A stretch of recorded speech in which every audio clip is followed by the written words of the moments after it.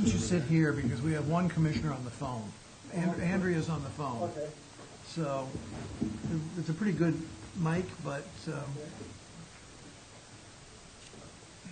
also can pronounce you pretty good as a former professor, so. Andrea, can you hear me? Can you hear me, Andrea? she's not on yet. I'm about to call her, actually. Okay.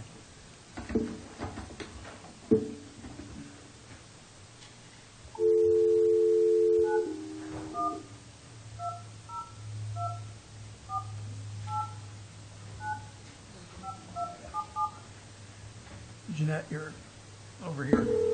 Oh, no, you're there. I'm sorry. You're at the end there. Excuse me.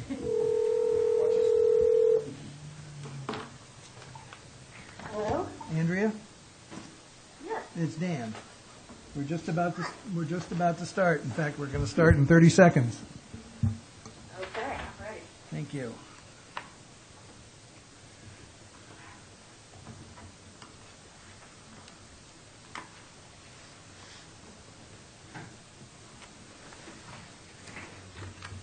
So for you, I'd like to stand up once in a while, too. Oh, yeah, that's fine. Okay. We have a couple of other quick things we want to go through before we get to you, but this is not a regular meeting. It's just Good afternoon. I'd like to call to order the meeting of the Nantucket Memorial Airport Commission for November 18th, 2014. Commissioner Planzer is on the phone participating remotely by reason of geographical distance, and the reminder that this meeting is being recorded. This is a special meeting called primarily for training and information concerning FAA compliance rules, but we've got a couple of other things we want to do before that. Is there any objection to the agenda as presented? No. Is then adopted. Is there public comment at this time? Hearing none. Mr. Rafter, you have a quick update on the budget process? Just wanted to make the commissioners aware that I will have a draft of the budget next week at the meeting, but Jamie has been doing a lot of work and effort in building a useful budget tool. You may remember in years past there was not a lot of information for each line item. Now we're actually, I shouldn't say we, she has organized it very well and put things where they're supposed to be going and starting to build a tremendous foundation for our budget. So it's taking us a little while getting it organized. Taking a little while to get organized, but it's going to be a tremendous product from what I've seen so far. So we will have the draft to you for the next meeting. All right, thank you. Any comments or questions? No. All right, why don't you introduce our guest, Tom? Our guest today is Tom Vick, and I guess your title is Compliance Officer or Specialist? Compliance and Land Use Specialist for New England Region. For the New England region with the FAA, currently, soon to be Washington headquarters FAA. Tom has a broad range of experience. He actually used to be an airport manager in New Bedford and did a previous stint with FAA and worked at Massport as well. So he has both sides of the table knowledge of how to operate an airport and how not to operate an airport. So he's here today to give us an overview of primarily grant assurances and other compliance-related issues. So with that, I'll turn it over to you, Tom. Thank you, Tom. My name is Tom Vick. I'm with the Federal Aviation Administration New England Region, Airports Division, and I'm the Compliance and Land Use Specialist. Thank you very much for inviting me. And we've got a PowerPoint presentation up behind us. I didn't make copies because I have found out from academia that what happens when you make copies, people are going through and looking at them before you turn the slide. I think I'm going to invite the commission to move over in the chairs for the moment. And Andrea, I guess you're just going to have to imagine it. No, I have copies. Okay.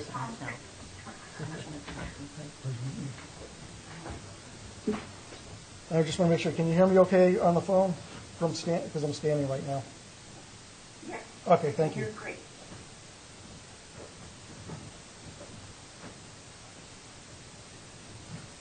Why should an airport sponsor care, or in this case, the Nantucket Airport Commission, about the grant assurances?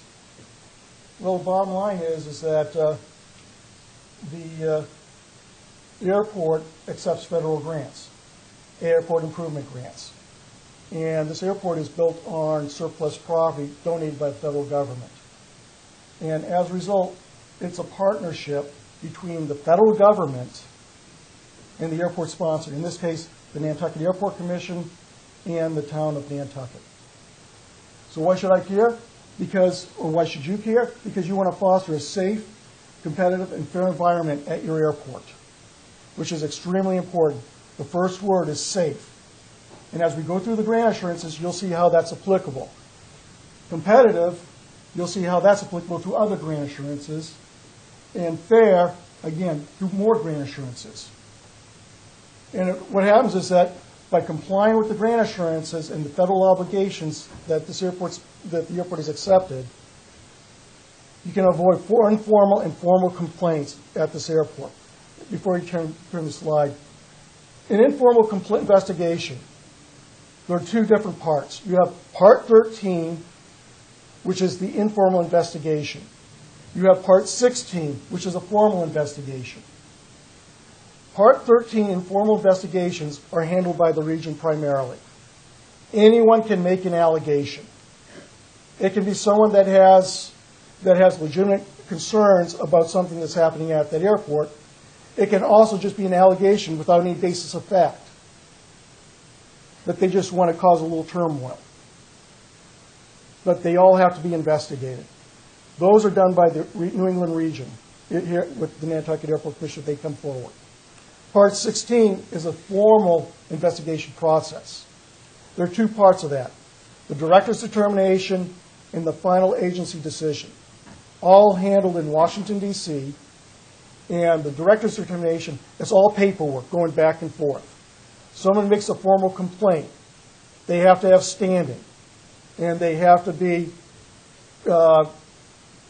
they have standing. You have to show that you have been damaged by something happening at that airport through the grant assurances or non-compliance with the grant assurances. So there's paperwork going back and forth. It's literally like an appellate court system, but it's an administrative decision.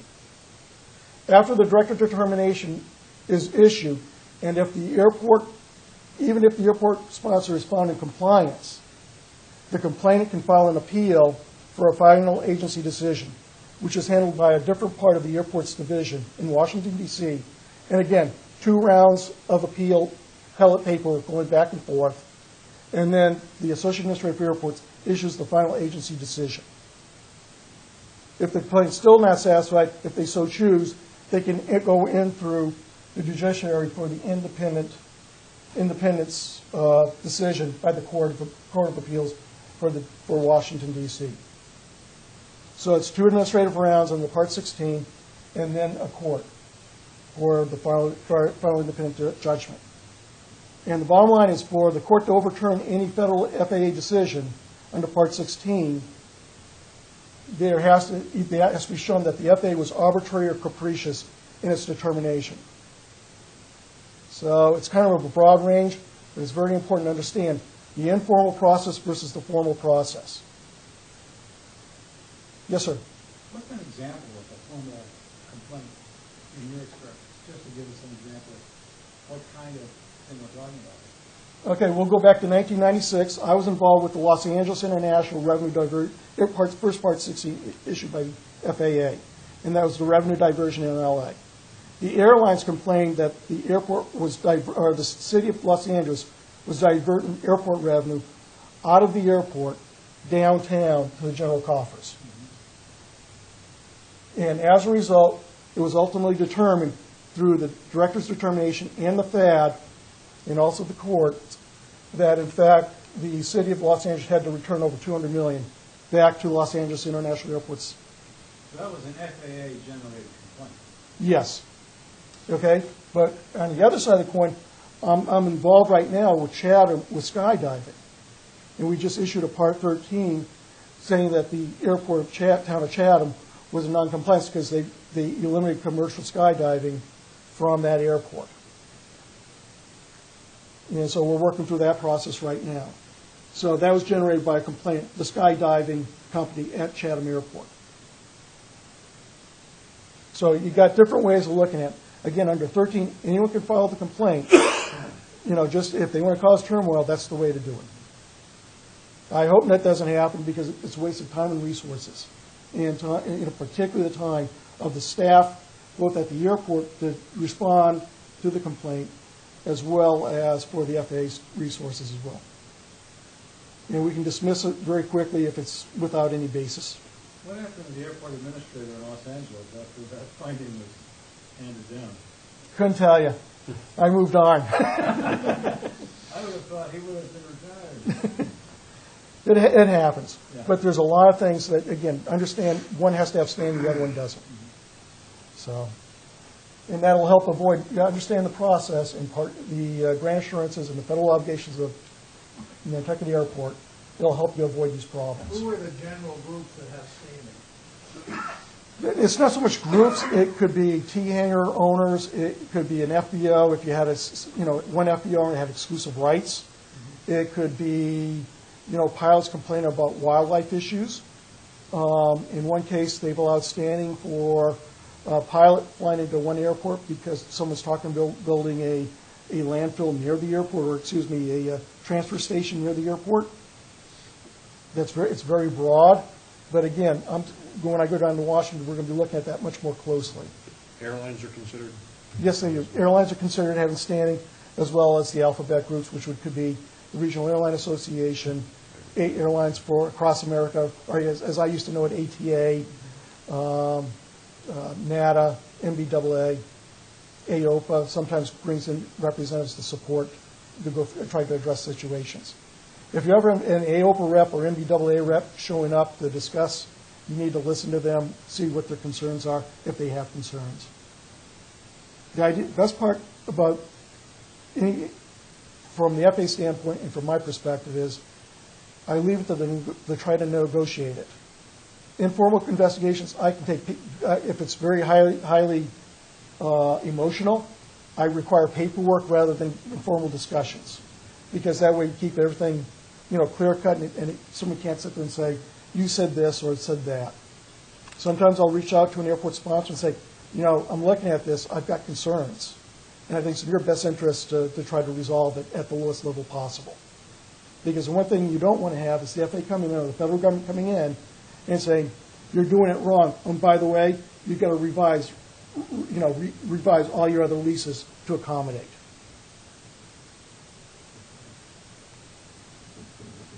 Okay, next. And if the airport sponsor is found in noncompliance with the grant assurances, it's going to cost.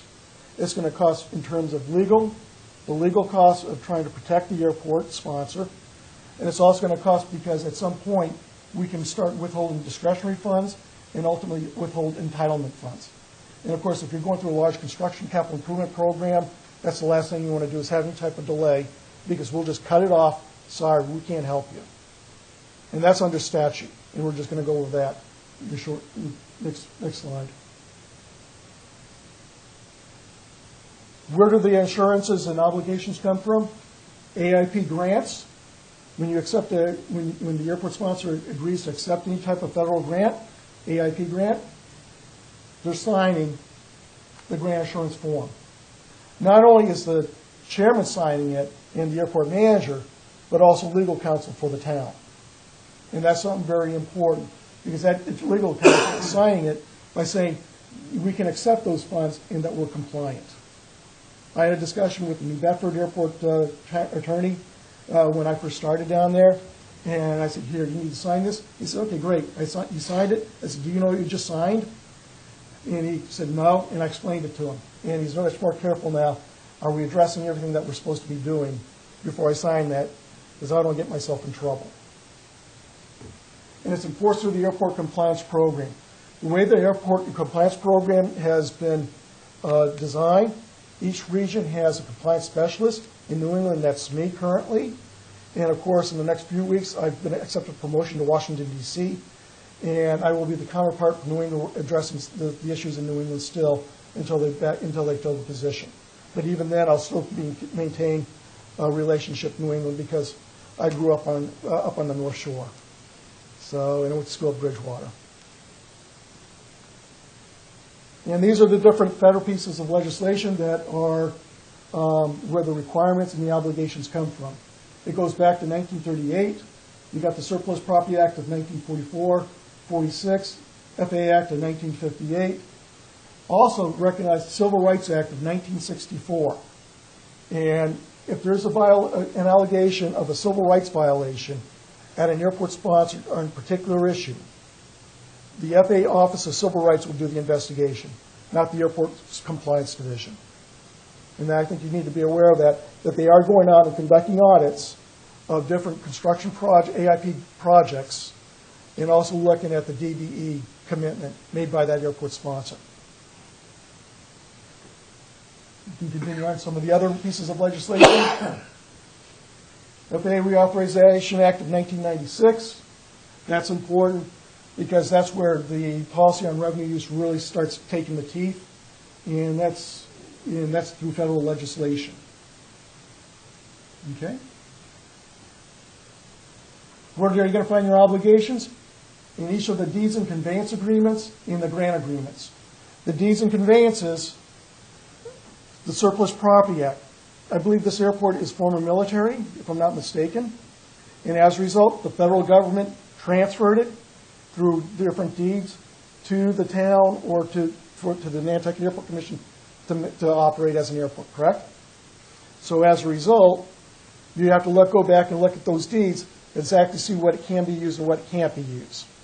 Because if you have some airports got 10,000 acres as a former military surplus airport, that's fantastic. There's an airport, in some cases, that airport doesn't need 10,000 acres for all, airfield. So they can obtain releases to take part of that off the airport for other purpose, like an industrial park or something like that. But there is a process that has to be followed anytime that the deed or conveyance indicates that it's supposed to be used for an airport. And the grant agreements, and then the grant agreements, again, you've been given, as I think was part of this package for this afternoon, you were mailed the 39 grant assurances, and we'll be going through those individually or overseeing them here in the future slides. There are 39 grant assurances. It's important to note, anytime the complaints come in, it's generally concerning one of these following. Grant assurance number 5, preserving rights and powers. 19, operation and maintenance. 21, compatible land use. 22, economic non-discrimination. 23, exclusive rights. 24, fee and rental structure. 25, airport revenue. And 29, airport layout plan. Preserving rights and powers. It's important a sponsor will not take or permit any action which would operate deprived of any of the rights and powers necessary to perform any or all the terms, conditions, assurances in the grant agreement. That also can be considered the federal obligations in the surplus in the deeds as well. That's important. However, if there is something that is inconsistent, the sponsor will act promptly to acquire, extinguish, or modify any outstanding rights or claims of rights of others which would interfere with such performance by the sponsor. Promptly modify, extinguish. And that's something very important because people make mistakes. Airport sponsors can make mistakes. Airport managers make mistakes. We're all human beings. And as a result, if you find a mistake has been made, or if an airport sponsor finds a mistake's been made, the idea is fix it, let the FAA know that you're fixing it, this is how we're going to fix it. Or, if it's done intentionally and you choose not to modify or extinguish it, then we go into a whole different realm. We can initiate either Part 13 or Part 16 at our choice. Either way, the public publicity of any type of federal investigation is not good, is not conducive for any municipality, local or otherwise. The sponsor will not sell, lease, encumber, or otherwise transfer or dispose of any part of its title or interest in the property. Case in point, again, if any land surplus any federal government land that was given to the town for the airport, or any land that was acquired with AIP grants or ADAP grants or federal grants for the airport, you just can't give it away. You can't use it for other purposes than what it's so designated by the federal government without going through a process for a release. And the bottom line on that is that land needed for the airport, yes or no? Is it beneficial to aviation? Yes or no?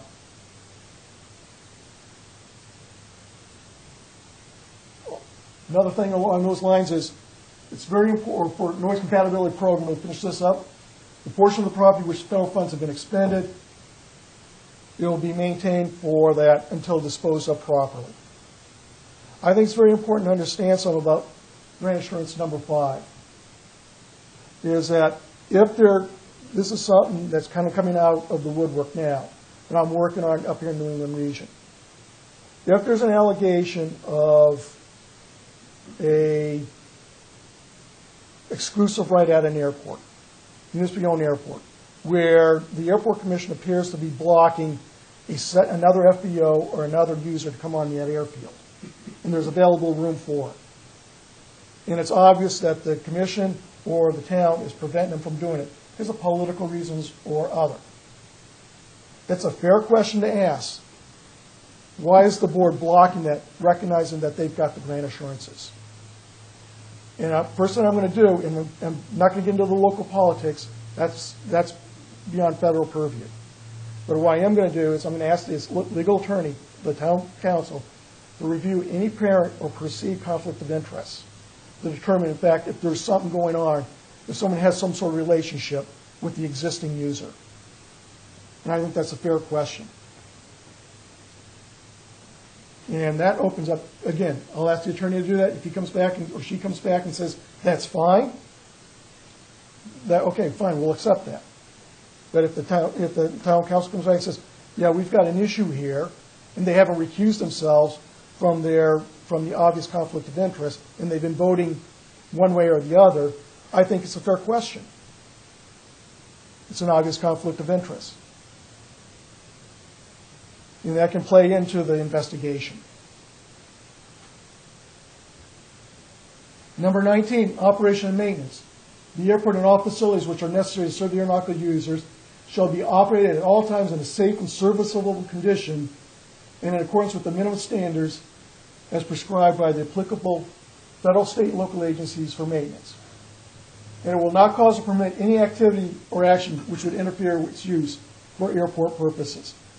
Its use for airport purposes is aeronautical activities.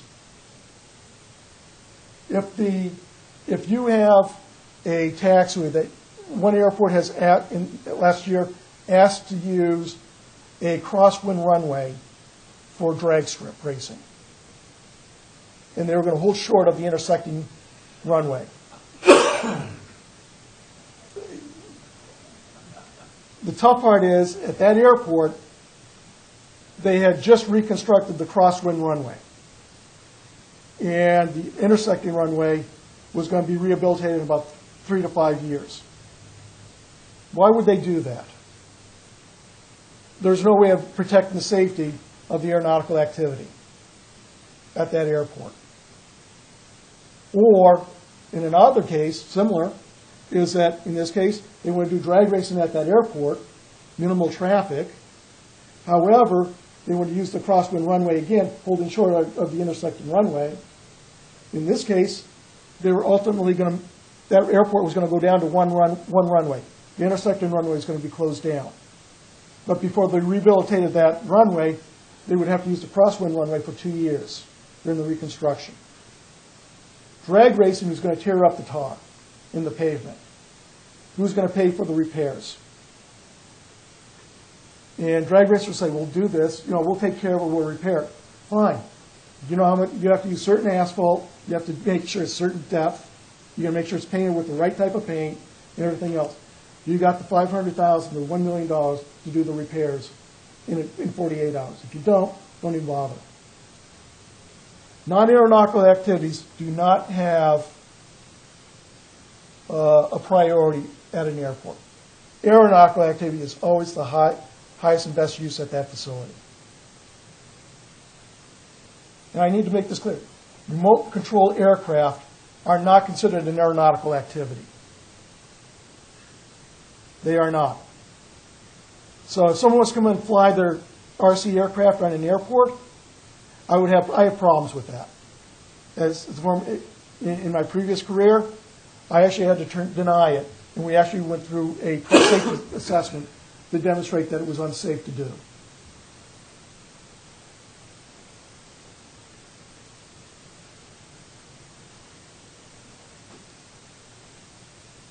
For the operations, properly marking and lighting hazards resulting from airport conditions, including temporary conditions, and properly issuing NOTAMs of any condition affecting aeronautic use of the airport. I had this happen. In fact, this year, the CERT inspectors are going to be getting out to go to a lot of airports during snow season. At New Bedford, I would shut, as soon as the snow fell and we had 2 inches of dry snow, basically under the old ACs, you would shut the airport down until you could remove all the snow from the surface. However, there were other airports in the area that didn't close at all. They didn't issue the NOTAMs closing the airport. I have a problem with that because at my commission meeting, I would be yelled at, why did you close the airport when the snow's falling, when at these other airports they never close? We're going to get that fixed. So if there's snow falling and you're out there and you've got the system set up with the tower or the air traffic control, the FAA for air traffic control, then you can do whatever is necessary in accordance with that letter of agreement. But if you've got a condition that is not consistent with the advisory circulars, then you got to make sure that it's in compliance with those advisory circulars, particularly if it's part of the airport certification manual under 139. Notifying airmen, make sure the NOTAMs are current. If you close the airport down for 2 hours and at the end of the 2 hours you still have another 45 minutes of snow removal or whatever, you update the NOTAM. You provide an updated schedule. Usually when... The new NOTAM has new terminology, too, for airfield closures for winter, right? I believe that does. I haven't seen it, but it's just something that you have to be aware of. It's leading edge, and there's going to be, you try to work through the issues as quickly as possible. But again, if you've got something going on in the airport, if you've got construction going on, do you have that area closed off, properly marked and lighted, so you don't have an aircraft going across a closed taxiway and dipping a nose into a ditch or a gully that was left open by a construction worker? The airport staff has to do is being proactive. Being reactive is not acceptable. In the old days, it could have been more reactive. It's much more proactive now. Hazard removal mitigation. We'll take appropriate action to ensure that the terminal airspace will be adequately cleared and protected by removing, lowering, relocating, marking, lighting, or otherwise mitigating existing airport hazards and preventing the establishment or creation of future airport hazards. This can take the place of trees or tree obstruction clearing, trees in the RPZ. It can take the place of, if you've got, you allow a beach deli to open up, or an open air lunch place open up, and they're leaving the garbage out, and it attracts seagulls right off the approach end of the runway. What are you doing to protect the work with the beach to prevent that from happening? These are things that you have to be thinking about. Again, it might be beyond your control, your physical control or your operational control, but you've got to be able to work with the other town departments in order to resolve that. Again, we have a case where there is where I worked on in Texas that there was a landfill right near the airport. And as a result, Part 16 was investigated. I actually said that the airport was doing enough to mitigate the bird issue until the landfill was closed. On the appeal by the complainant, I got overturned and said that the airport sponsor wasn't doing enough. And they wanted so they remanded back to me, and I had to go in there and say, when are you going to close the landfill? And what are you going to do to prevent the vultures and the seagulls from being attracted to this landfill when you have jets taking off? They weren't doing enough to remove or mitigate the dangers. Compatible land use. What's the zoning around the airport? You know, up in New England, the difficult part is that there's been a lot of buildup around airports. I worked at Boston Logan. I mean, we had triple deckers 450 feet off center line, off of 22 left, 4 right. They soundproofed all those through the residential soundproofing program, or they acquired them and tore them down. But again, what is going on around the airport? You know, it's hard to do that probably on an island because of all the summer residents and the year-round residents nowadays. But it's something to think about as you go forward. You can actually use buildings for soundproofing, you know, that are compatible, or aeronautical activities, but again, it insulates the noise from the residents, from the neighborhood. Economic non-discrimination. The Nantucket Airport Commission will make the airport available as an airport for public use on reasonable terms and without unjust discrimination to all. Types, kinds, and classes of aeronautical activities, including commercial activities, offering services to the public at the airport. What's nice about Nantucket, it owns the FBO, and that can be an exclusive right. And it's a great moneymaker. And I had a case out in Arizona with Sedona that, in fact, they did the fueling as well, and it was upheld. But you can do that. It's not considered exclusive rights under the circumstances. Aeronautical activities. Skydiving is an activity. Hang gliding is another activity. Ultralights is another activity under Part 105. So if someone wants to do hang gliding in here, and you're saying, no, we got too many jets or whatever, you would reach out to the FAA early on, ask them to conduct a safety assessment because this person wants to fly in, you know, at the airport, do touch and goes, whatever the case may be. The FAA would come in, if they deem it's going to be a serious safety issue, and they could say, this is ridiculous, you know, they would do the assessment, look at it, and talk to the tower and everyone, and they would come out with a written safety assessment. However, it's obvious that you're not going to allow ultralights in at Logan Airport, nor would you allow commercial skydiving, because that's obviously unsafe. There are probably questions even here during the summer traffic whether it could be safely accomplished.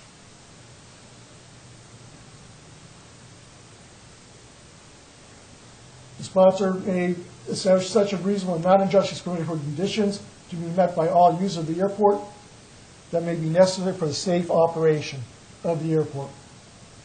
Likewise, the sponsor may prohibit or limit any given type, kind, or class of aeronautical use of the airport if such action is necessary for the safe operation of the airport or necessary to serve the civil aviation needs of the public.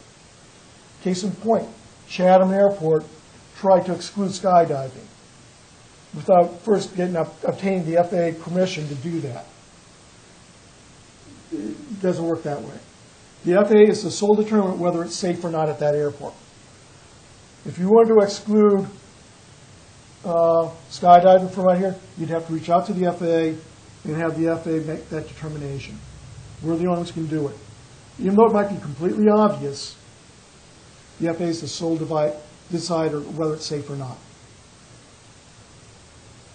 When you say reach out, that's the certification? It depends on this particular circumstance. You know, if you're talking about skydiving, I'd reach out to CERT inspectors who would reach out to compliance very quickly because that falls under the grant assurances, and that would be referred to compliance to resolve. But as I say, if someone wanted to come out here and do skydiving during the summer season with all the jet activity and the aircraft, they would be hard pressed.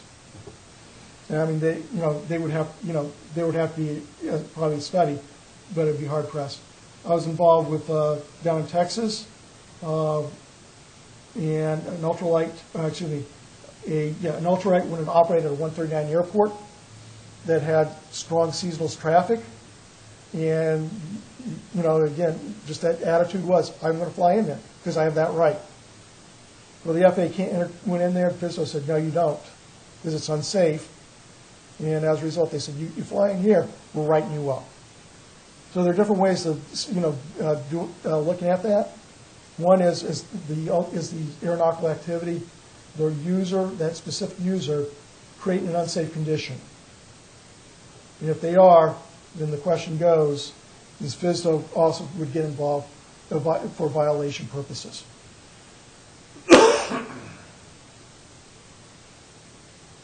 You will not provide no exclusive right for the use of the airport by any person, provider, or intending to provide aeronautical services to the public. Again, because Nantucket is handling the fueling, no one else, you can restrict and say, we're not going to allow another aeronautical that activity on this airport, and that's fine. If we were at another airport where you had one FBO operating and another person wanted to come in, another company wanted to come in and provide those same services, the airport sponsor would not be able to say no. They just have to make it available. They don't have to construct a facility for them. They would just have to provide, if there's space available, to provide that room for them. Fee and rental structure. The airport sponsor will maintain a fee and rental structure for the facilities and services at the airport, which will make the airport as financially self-sufficient as possible under the circumstances. The idea is, this grant assurance is to try to make the airport become financially self-sufficient, so it's not asking for general revenues from the municipality, where, the municipal, which is the airport sponsor. City of New Bedford, or some other airports, or municipalities that have airports, sometimes they provide general funds to offset losses. And the idea is to try to get away from that by making that airport business-like, so they're making more money than taking out. The difficult part is when you establish rates and charges, it has to be done in such a fashion that you can't just keep on jacking it up so high that it becomes cost inefficient for someone, for a user at that use that facility. One of the things we've talked about here from time to time is peak pricing for certain fee rates in charge. And I'm told that that's not permitted under the grant assurance. Is that correct? That is correct under the current interpretation.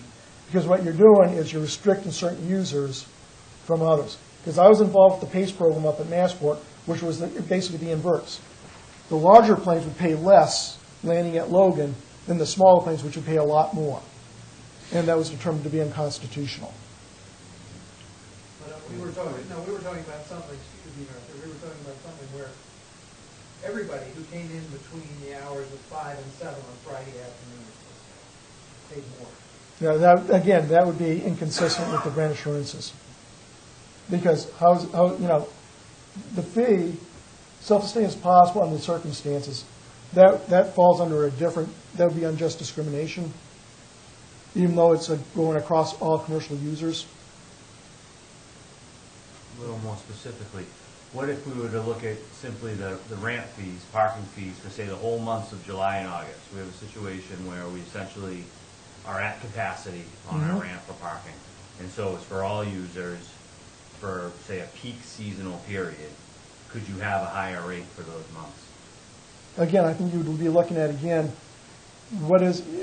have to tailor it in such a way that all users would still have access to that. But the difficult part is that when you start getting small planes coming in here, and all of a sudden they're paying in proportionate share of those rates, and the ramps were constructed or rehabilitated with AIP funds, you would run into that problem. You'd run into a problem. What if the fee structure remained tiered as it is, so that the smaller planes are still paying, less than the larger planes? It's all proportionate. In other words, we're facing a capacity problem. Mm-hmm.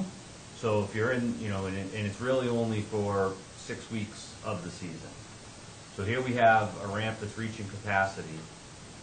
We have revenue situation where we're going to have to do something, whether it's across the whole year or whatnot, in order to stay as self-sustaining as possible. So here it almost makes sense, if it could be done, that during that peak time at capacity, there would be then the ability. Now let's just say, for example, the small plane is paying $10 now, it's $20 during those 2 months. So we're, Let's assume everybody's went up the same percentage. 200%, for example, but across the board for every those user. 2 months. I think you would have challenges to that from all the alphabet groups for obvious reasons. again, let me use a case that several years ago. Los Angeles, for a long time, because of their cost methodology at Los Angeles International Airport, the airlines were not paying any landing fees because the revenues generated from the landing activities offset everything on the airfield. So the airlines were not paying anything, which is a good deal for all the airlines.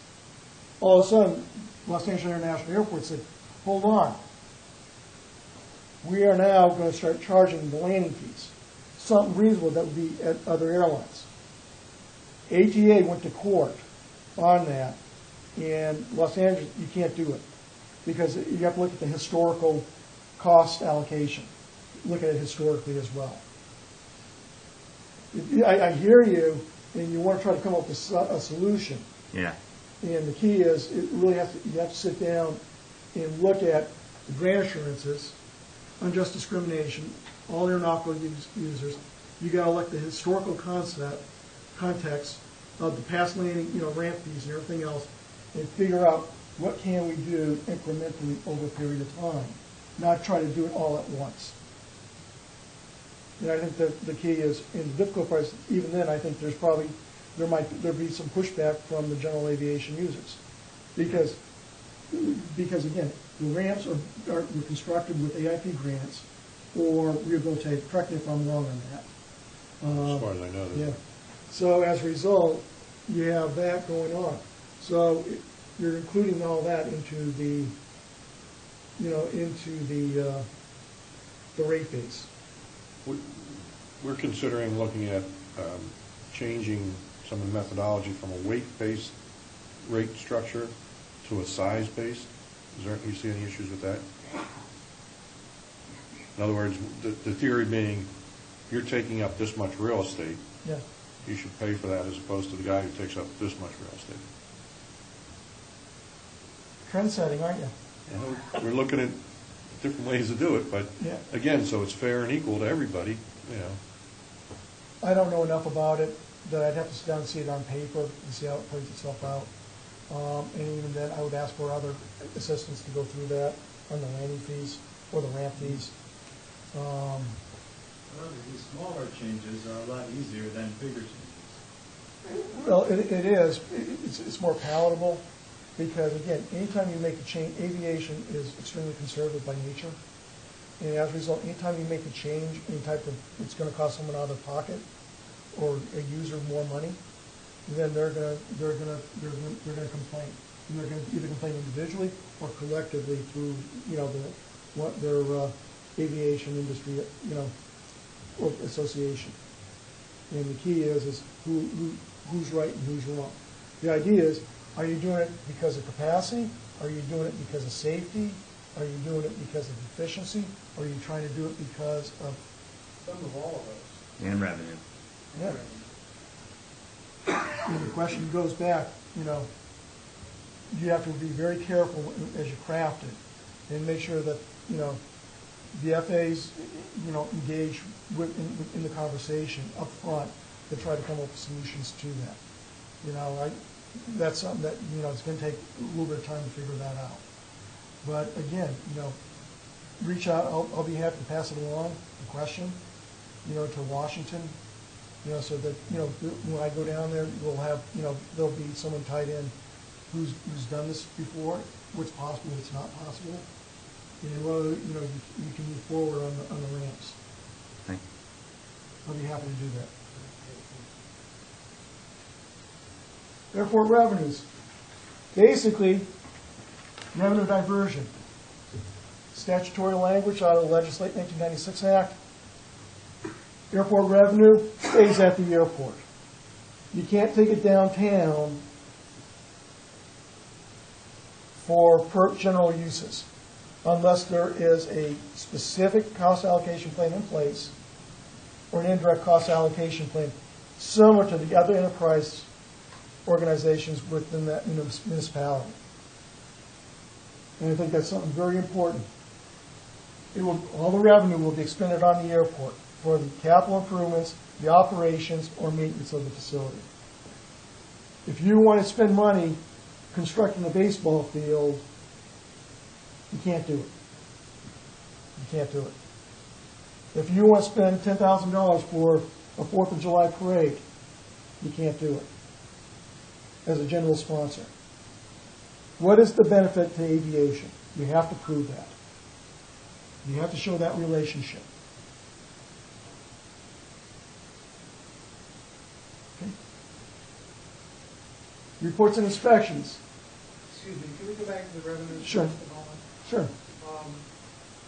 The issue of, no, I'm sorry, I lost my train of thought. Go ahead. Which part? I'll come back. That's okay. I'll come back to it. But you could host a sort of a Sun and Fun local Nantucket flap for the weekend, provide hot dogs, hamburgers. You're attracted to, would that be? It's an aeronaut-related activity, or something at the We're airport. doing it to promote. But the question is, where are you putting the barbecues, on the ramp side or on the street side? Well, we'll give you a call. Where you tell us to put. It will submit to the Secretary such annual or special financial and operation reports as the Secretary may reasonably request. Bottom line is that if we can request, I can call up and say, I'd like to see all the leases at the airport. You have to provide them. You can't sit there and say, well, we'll get to it 6 months from now or whatever. You just can't do it. Or if we believe, or even if we don't believe, if one of the financial reports come to us, or public reports are reporting that there's been revenue diversion, we can go down into the weeds, down to the seed even, to figure that. If there's something going on that should be addressed before the FAA comes to it, it's better to say, present it up front and say, this is what's happened, let's fix it, this is what we're doing to fix it, and move on. That also protects the airport sponsor, because if we find out after the fact that someone's been hiding things, an airport sponsor's been hiding things, it doesn't go over very well. Because aviation, I started back in '81 at Logan Airport at Mass Aeronautics as an intern. And I'm a firm believer of the old school of aviation. It's built on trust. It's trust between the airport sponsor and the FAA and the users. We're all going to do the right thing even when no one's looking. Can you just give a brief explanation to this group about the CATS reports, what's required each year?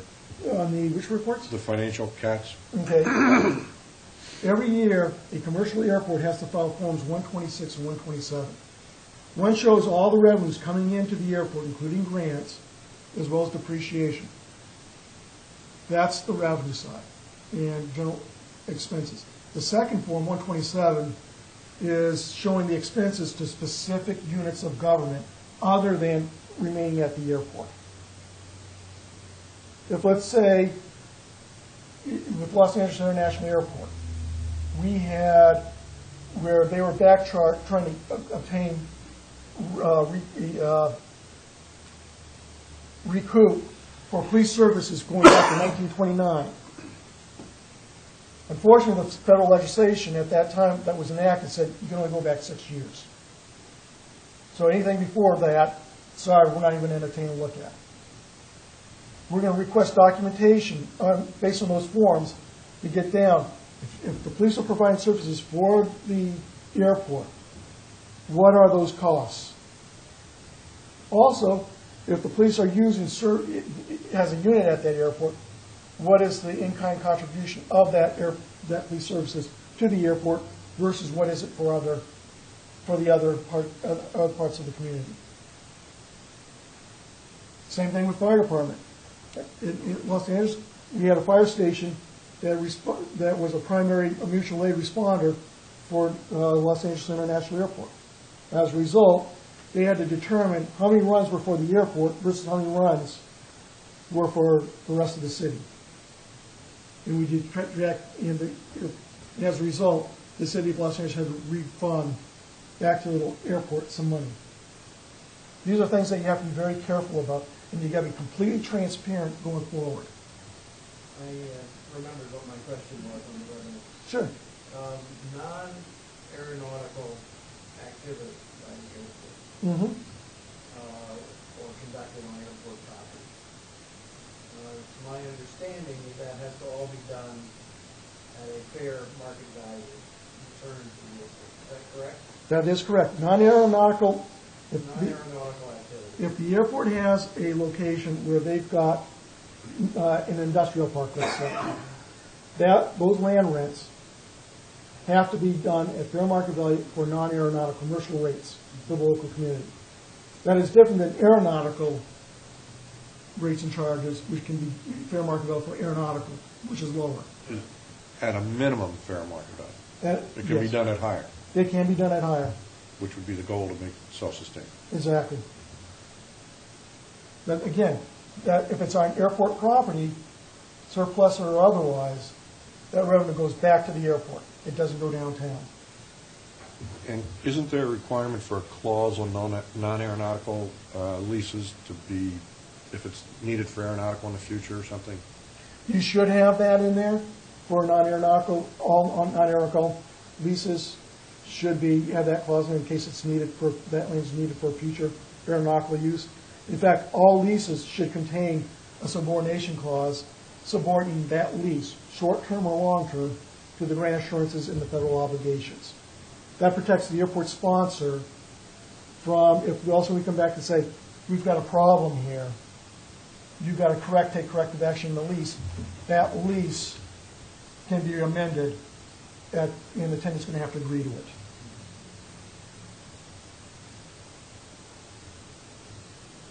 I made a similar presentation to MAMA, and all the managers and everyone was scrambling that down. Keep in mind, believe it or not, I'm with the FAA. I'm here to help you. However, I'm also the judge, jury, and executioner, at least the initial one. And I think that I'd like to hear your thoughts or other questions. Hopefully I've covered the primary basis of what we're really looking at for grant assurances. There are 39 grant assurances, and the interpretation is based on the FAA.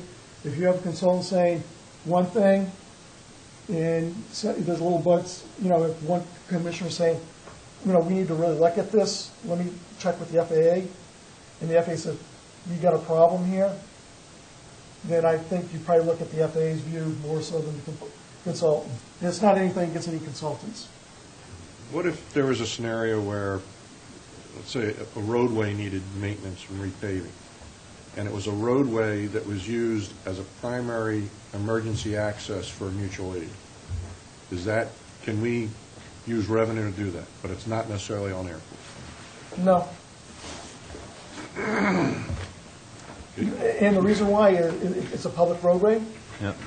and it's a community road. Does the airport own the road? No. Then what's the purpose of paving or otherwise? To make sure that mutual aid can get into the airport. I think I'd be hard pressed, on that. It's a public road, you'd have to make a very strong case why airport revenue should be used. But if it's all on airport or it's airport property, and, for example, some of our emergency access roads on the airport, that's no problem. None whatsoever. Because that's, again, it's related to aviation, right? Yeah. The airport revenue is being used for the capital improvement of the airport. Can you touch on the difference, or when we talk about airport-owned property, I quite often envision, within the fence line, but it includes other pieces, as I understand, as well. It does. The fence line sure gives you the airfield boundaries or the TSA, the CETA requirements, but airport property often goes beyond the fence. And just because it's outside the airport fence doesn't mean that it can be used for other purposes. Because I will go look at the Exhibit A, which is on the airport layout plan, to see if that is airport-owned property and what's the purpose of that parcel. So those parcels also take with them the same type of restrictions as if it were? Yes, they do. And if there's a process, again, if someone wants to use it for something other than for the airport, there's a process in which it would have to be released. Whether bottom line for me is there a future benefit to aviation for keeping that parcel?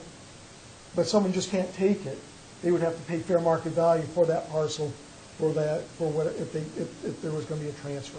After going through all the process of, I read somewhere where it's, I forget the terminology, but you have to get a release or something, I guess, from I your wouldn't obligations. I wouldn't even entertain the lease until we do No. the appraisals. You have to get a release, I'm sorry. You would have to get the release, but I will not even entertain looking at the release until the appraisal's been, everything's been done up front.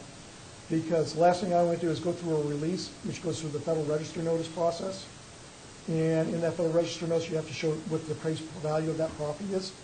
So if, there are other airports out there that the IG has found, that has taken property for purposes other than the airport by the municipality, and as a result, the municipality had to repay the airport with interest for taking that land parcel because they didn't follow the process, and they didn't pay fair market value for that parcel.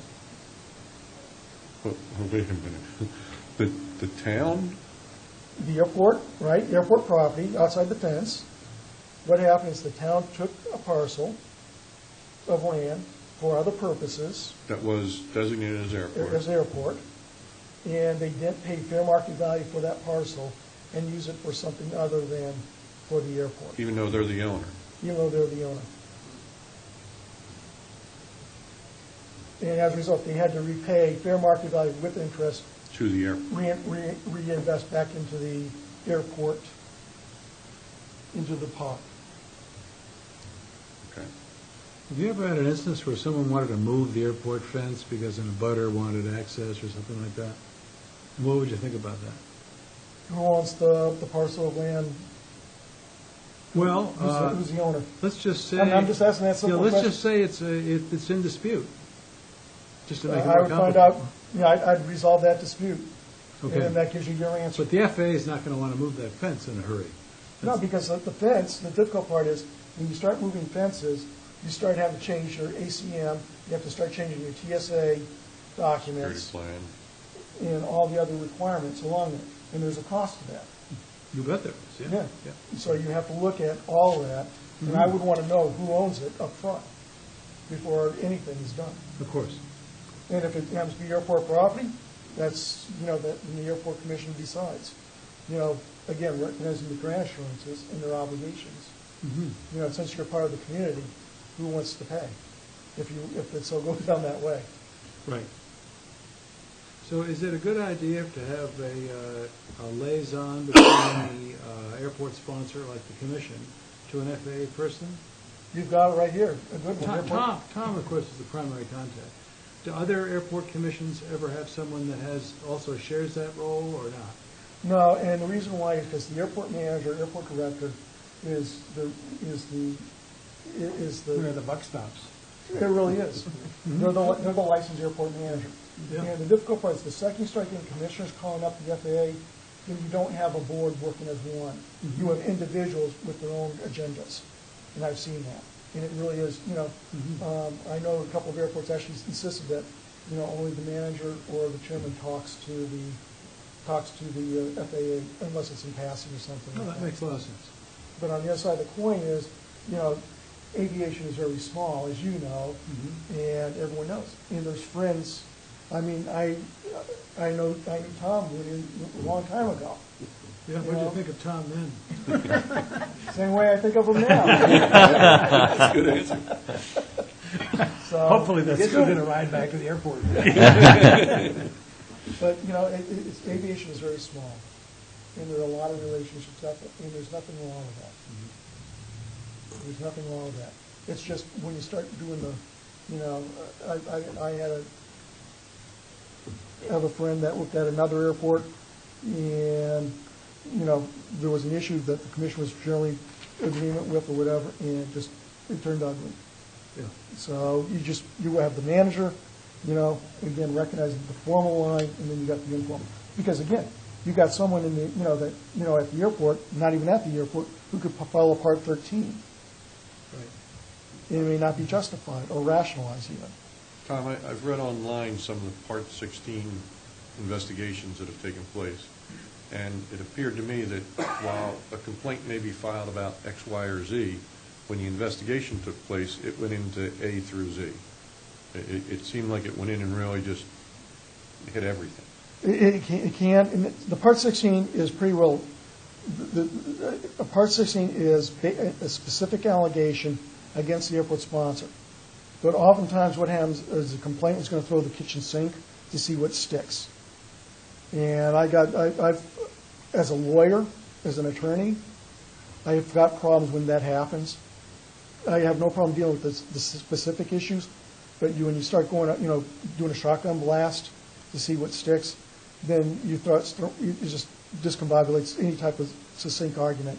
But I guess in some cases, for example, a revenue diversion, you have to look at a multitude of things, Oh, if you're talking about airport revenue diversion, yes, because what will happen is I can request it based on the 126 or 127, or if, based on public reports or newspaper articles, we can request the FAA ACO 100 or ACO 1, which is compliance management analysis, to come in and start asking for paperwork, just to ascertain, making sure that the revenue is being used on the airport.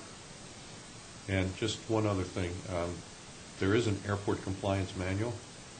Yes, there is. It's probably, about 500, 600 pages long? It's fairly lengthy, if I recall. And yes, it is. As a matter of fact, they're going to start updating it. That's going to be one of the first projects that they've assigned to me when I get down to Washington. Good luck. Is the rewrite. So, but it gives examples and things of everything that you said today. It does, but the difficult part is you have to be very careful sometimes when you read it, that someone may try to twist it, or that policy has changed over the years because of federal legislation or federal law. And as a result, you've got to be very careful on that. The other thing, I just want to go back to the airport revenue question about going in and looking at everything. If we believe that there's something substantive there, again, it's not the FAA doing this. My role is to protect the federal government's investment at every airport. So it's the federal government that can come in and look. So we could request DOTIG, the Inspector General, Office of the Inspector General, to come in and just go through everything. And they've got the resources to do it. And I've been in another role with the FAA when I actually was at an airport asking to see some documents. The assistant airport manager decided to say no. And I actually maybe not a good idea. Yeah. I had a subpoena on the desk within an hour. They faxed it to him. So, and the director was very apologetic, as well as the board. He came down promptly. That person no longer is working in aviation. Well, it sounds like there's some civil procedure rules which adhere to your enforcement of these rules. If you had a 13 or a 16 complaint, you've got a whole, I don't know if they're like the federal rules of civil procedure or something like that.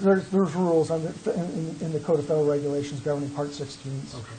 Part 13s are much more informal, Right. and I can go with any tack I want. Sure. And I actually like to start with Part 13s. They lay out the groundwork if we go to a 16. And some complainants don't like that. They just want to harass the airport sponsor, and they'll go to a 16 and then do the federal, go throughout the entire process.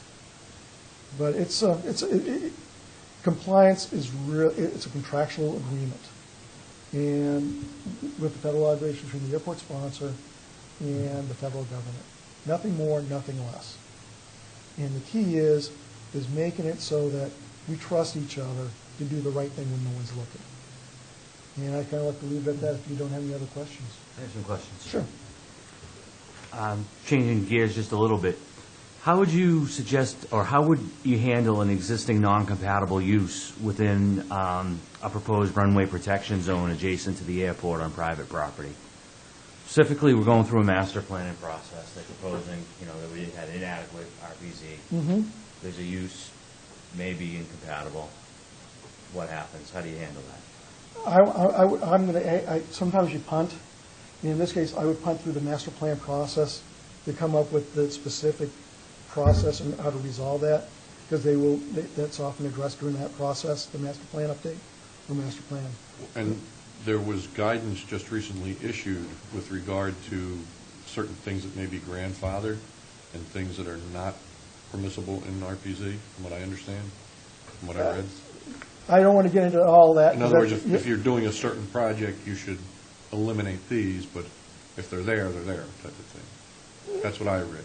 Okay, again, that's another issue, but from my perspective, we'll put on my airport director's hat. What we did, we had something similar at a couple of airports, and what happens, I worked through the master plan process to come up with the strategy in which how to address that, to take corrective action, and as long as it looks like it's going to be, mitigated, how to mitigate it, then, and it's acceptable to the FAA, then it will resolve itself. Okay.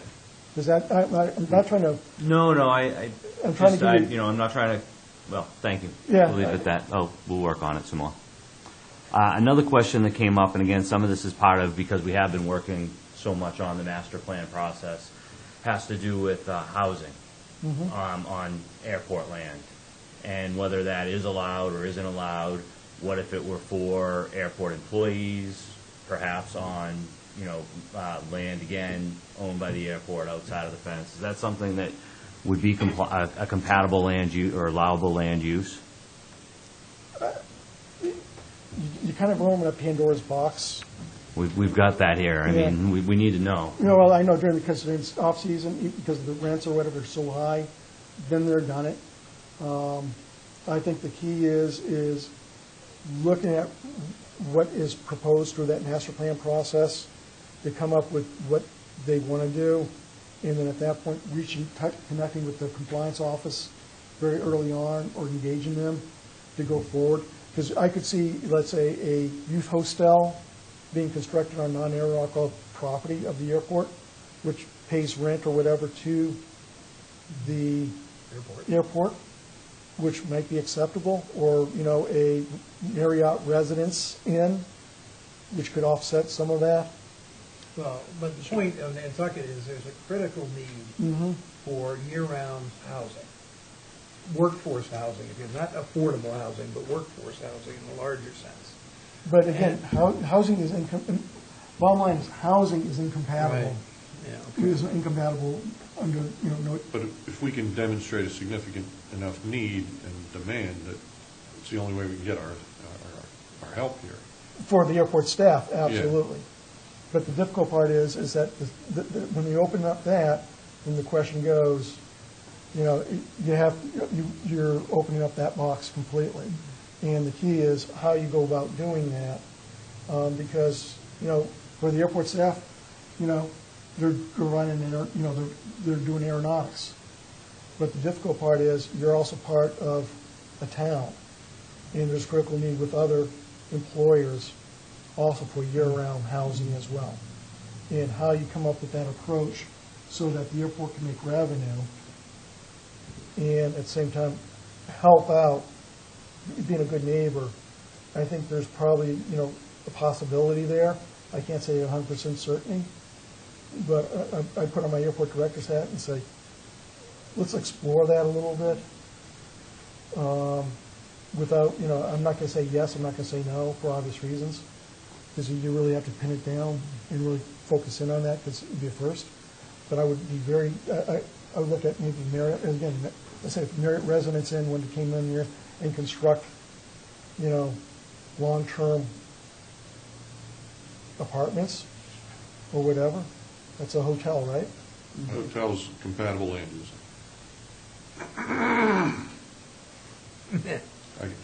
But perhaps, let's say you want to take a tract of land, make a little cul-de-sac, do 6 little houses, make them for your staff, rent them to them so that you're getting the revenue back in. You have year-round staff that you need to keep here. Something that is at least worth, I would want to be sure that as we're working through this master plan process, now is the time, and I don't want to just have a consultant or someone saying you just can't do it. Within the parameters, depending on the availability of land. We have the land. And all the other aspects. Again, you have to, not only just the grant assurances, but you also look at what does the underlying property deed say. Sure, yeah. I mean, you've got to look at that as well. Is there a national emergency use provision in EUP, which takes an extensive amount of time to go through DOD for a release in case they want to come back. EUP provisions require that if DOD needs the airport, they can recapture the airport, that property. But I personally, I think I don't know, the staff building apartments would be fine, from my personal perspective, because I know what it's like as a staffer. But on the other side of the coin is it an appropriate, you have to look at all the obligations and the constrictions of that. Personally, I think some staffs would prefer to be able to say, instead of going back to the apartment, going back to there, and they've already made the bed and everything else. In fact, cleaned up the kitchen and everything, so they didn't have to worry about that after a snowstorm. Well, I mean, we're hoping, I think, and I think a lot, there's a lot of value in having long-term employees, and they need quality of housing and quality of life.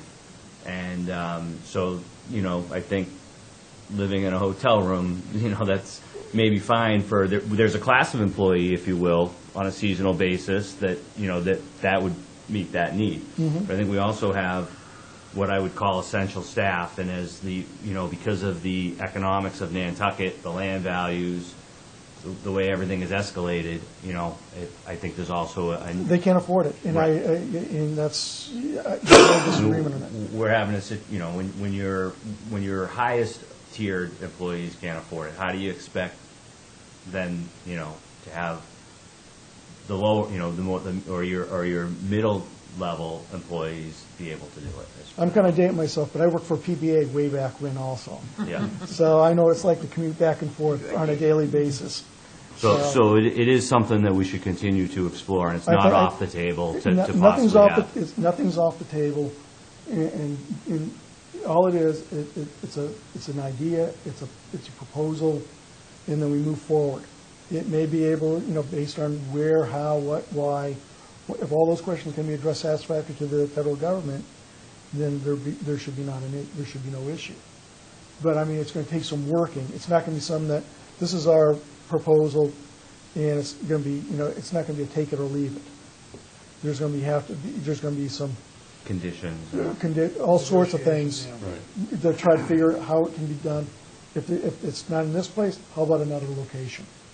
If not in that location, what about something else? But again, I mean, you got to be very careful on how you craft it, so that again, the federal obligations are complied with, all of them, both the deeds as well as the grant assurances. It's not easy, because your compliance is always trying to find the balance. Yeah. And then shifting gears again a little bit, as we've mentioned, on our ramp at capacity during the peak season, not to get back to the fee structure, but in terms of, I think we just want to be sure, funding for expansion of that ramp, if that was to go forward, that would be eligible for entitlement funds? I would have to punt to one of the other, to the planner on that. If it's again, what is is it? I wouldn't know. I would have to be the planner. You'd have to talk to with that. The airport planner for the FAA. I'm not saying I don't know enough about the capital improvement project here, or the master plan, or what the prioritization is on entitlements.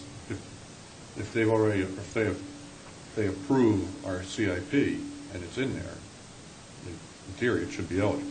Yes. In theory, right? Correct. Yes. Right now, ramps are a low priority for us based on the amount of money we have. So to get discretionary money for anything is very rare. But entitlement factored in through your CIP. It's in the CIP, it's programs and support, not necessarily that we'll get money for, but it's a program that we think based on our programming level that we can support. Thank you. All right, are you finished, Arthur? I am. Do you mind if I open it up to the floor for questions for a few minutes? Okay, I don't know if I'll be able to answer very many. I thought if anybody in the audience has any questions they'd like to ask at this point. Hang on, Tom. No? Go ahead. Offsite mitigation for construction, I know there are provisions, obviously revenue diversion, where you can do offsite mitigation, especially for wetlands that aren't airport owned. I think this makes Army Corps. I've never heard of that being extended to non-record basis. I've never encountered that in airport compliance, so I can't answer the question. I'm sorry. I'll let you know when I don't know an answer. Mr. Barata? Would you mind coming up to the mic, because we are actually being...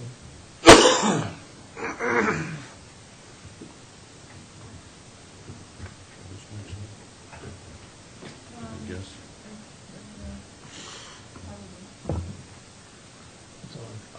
Real quick question in regard to the airport fence.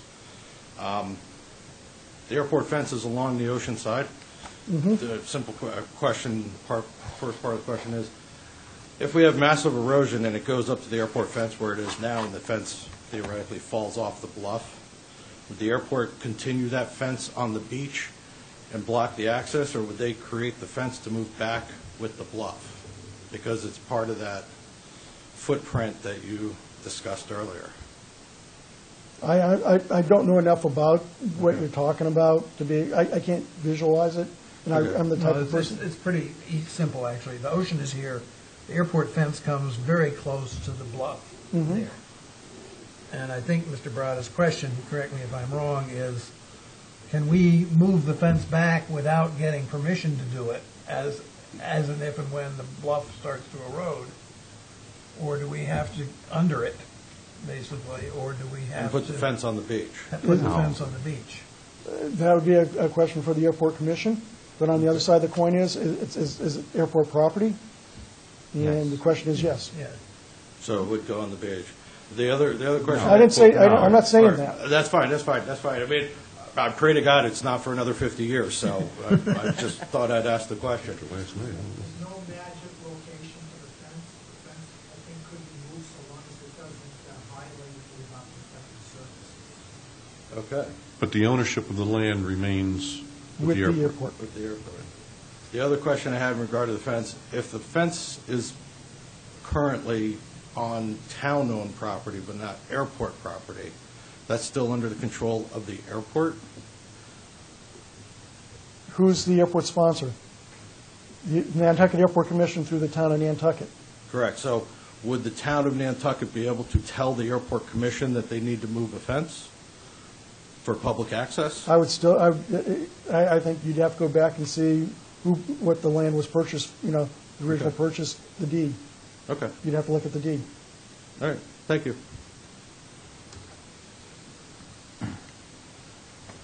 Anything else? Thank you very much, Mr. Vick. Thank you. Appreciate it. Thank you, Tom. There being no further business, I will entertain a motion to adjourn. Move to adjourn. Thank you. Second. I guess we have, because we have a remote commissioner, we have to take a voice vote.